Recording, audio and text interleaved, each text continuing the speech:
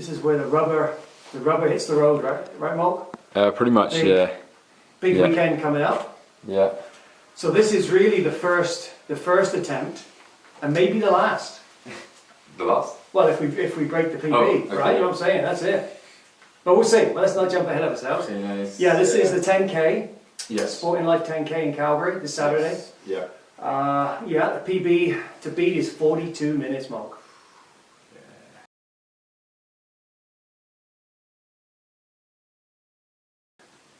Okay, you know what? I'm going to run how I feel. Yeah, absolutely. Okay, 100%. Just do a good warm up before, and then just let it go. It's an interesting route, point to point. Yeah. Net downhill. Yeah. Should help a little bit, I would think. Yeah, it should. Okay. Yeah. So so I mean, here we are. It's Wednesday. The race is on Saturday. I have to say, I'm very pleased with my last week's training. Yeah. If you remember last week in our session, Malc, I was a bit burnt out. Had a bit of a meltdown. Correct? Kind of. Yeah, kind of. But through your pep talk. Yeah. Right. At one point, I think you said you're going to do one more race. Yeah, but I've changed my mind. No, I had a good week. Last Thursday was 20 by 1 fartleks at a pretty aggressive pace. Yeah, absolutely. I think we were at 4:30 or something. Yeah. And boy, I tell you, after the first three, I was almost that's it. But hung in there, kind of dug deep, and managed to get the 20 by 1 minute fartleks done with the 20 by 1 minute kind of slower. Yeah. So we got through that. Did the long run on Sunday. Yeah. So that was good, 23K in 2 hours, and hung in there. And then yesterday was somewhat of an easier run. But no, I'm feeling pretty good. Just kind of a little bit of butterflies in the stomach kind of thing. Yeah. But yeah. What do you think? What's your prognosis? My prognosis. I don't want to put too many ideas in your head. No. Because don't mess me up. No. Don't mess me up. Any one thing as I approach this race. Something maybe to like advice. Yeah, what do you think? I mean, I'm feeling good. I'm ready to give it a go. Yeah, I think that's it. Sort of go in with an open mind.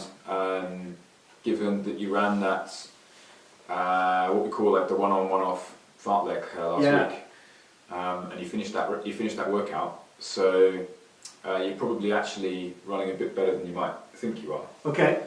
So that means sort of go into the race with an open mind of what's possible. The downhill sections of the course, of course, that was a pun. And that means basically that means that you're going to get a little bit extra help. So again, keep an open mind. Okay.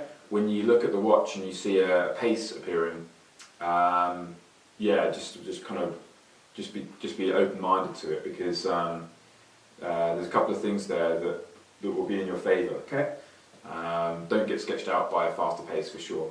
Okay. Just if I feel good, keep going. Yeah. Okay. When you're on the downhills, it's kind of general tip is try and keep the cadence up. That's the biggest thing. Okay. Rather than big loopy steps. Yeah. Don't do that. Okay. I'll keep the cadence up. All right. Yeah. Absolutely. Okay. Short steps. What happens is it just increases your efficiency momentarily, so that because what you don't want to do going downhill is be like working really hard. You should really just be using gravity. Okay. And the best way to use gravity is just keep the cadence up. Okay, good point. And you'll find that you don't breathe as hard then, because you want to be doing the work on the flat sections. Yeah. So that'd be kind of my take on it. Okay. Yeah. And then don't if you can at all, like before the race, before the gun goes, don't think really about a finish time. Just kind of go with it. Yeah, exactly. Okay. Just always be kind of like all the way through the race, every kilometre, be thinking, can I go faster, or is this it? Okay. And if there's any hint of like you can go faster, go faster. Okay. So when you cross the line, you basically run as fast as you can run. Okay. Yeah. Okay. That's that would be good. No, it's just thinking. One thing I want to do obviously is a warm up before. Yes. I think that's critical. Again, I'm learning the value of that. Yeah. Rather than just straight off. So maybe we can do that before and get that done. But very, very excited. One thing that we've added to the easier runs is this 4 by 50 meter strides, or I guess literally a kind of a little sprint, right? Yeah. Now. I have a question from one of our viewers. Oh, cool. Yeah, yeah. Yeah, and this is from Sue in Cochrane. Right. Yeah. Full transparency, Sue is my wife. All right, now she was watching me at the end of my easy run do these because we back onto the pathway in Cochrane. She's the real coach here. Well, I'm going to tell you, Malc. I think you need to think about this. She was watching me doing these 4 by 50 meter sprints, and I came in and she said, Martin, I have to say something. You don't move your arms. Is that, yeah, that's... she spotted that, Malc. Hang on, she spotted that. Yeah. I said, well, that's interesting. So then yesterday, I did at the end of the run, did my 4 by 50, and I started pumping the arms. Cool.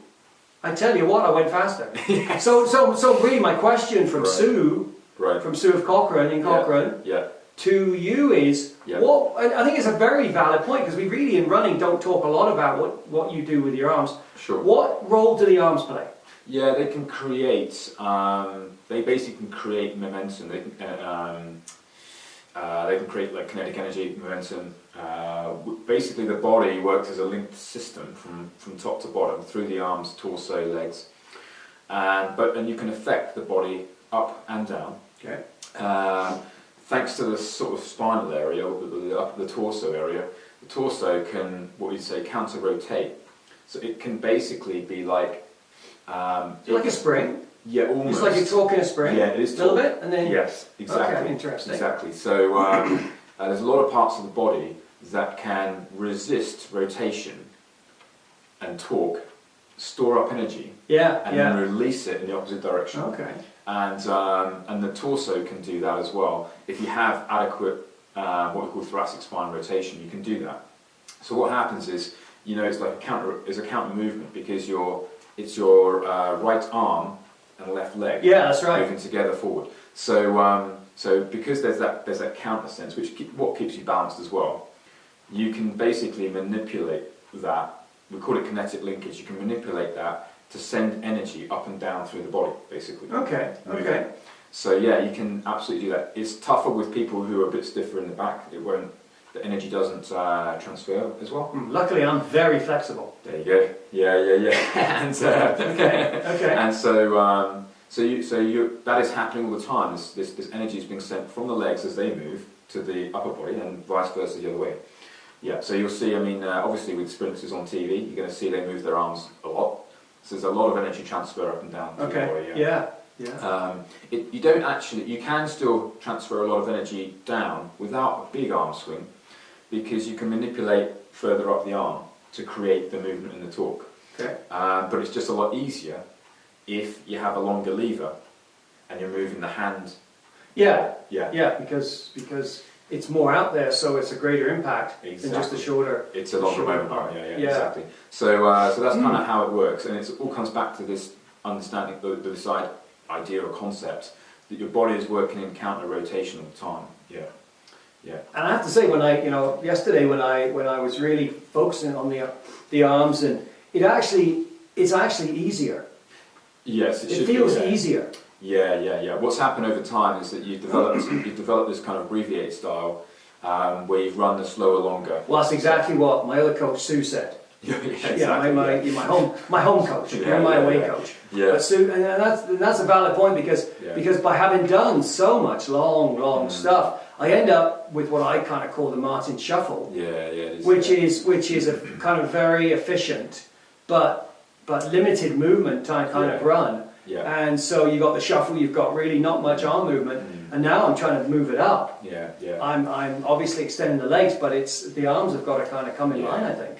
Yeah, and I liken running is a little bit like to dancing in a way. If you have greater coordination, in the sense of like somebody who can dance well, then running, the form and technique and timing of running comes a lot quicker. And it's not, I think it's even related to why a very, very small part of why East Africans are great runners naturally. Oh, this is interesting. Is that they are actually very good dancers as well. They have fantastic, that's an interesting... fantastic rhythm. Yeah. And if you kind of naturally have very good timing and rhythm, like a dancer, you'll become a great runner, technique-wise. So yeah, it's kind of like that. Whereas you see the people who are really fighting their own bodies, they don't have that natural rhythm and timing. So they waste effort, they waste energy, for sure. The other thing I was going to mention real quick is, so we brought in the strides to the end of the workout. You did, yes, absolutely. Yeah, and the reason for that is obviously we're getting close to some more serious races, and we want to keep the body, we want to keep the legs turning over fast. We do it at the end of the workout because we want to be fully warmed up and have got through some work before we start that speed of running. And then it has greater effect as well on the body once you've already done some work. Okay.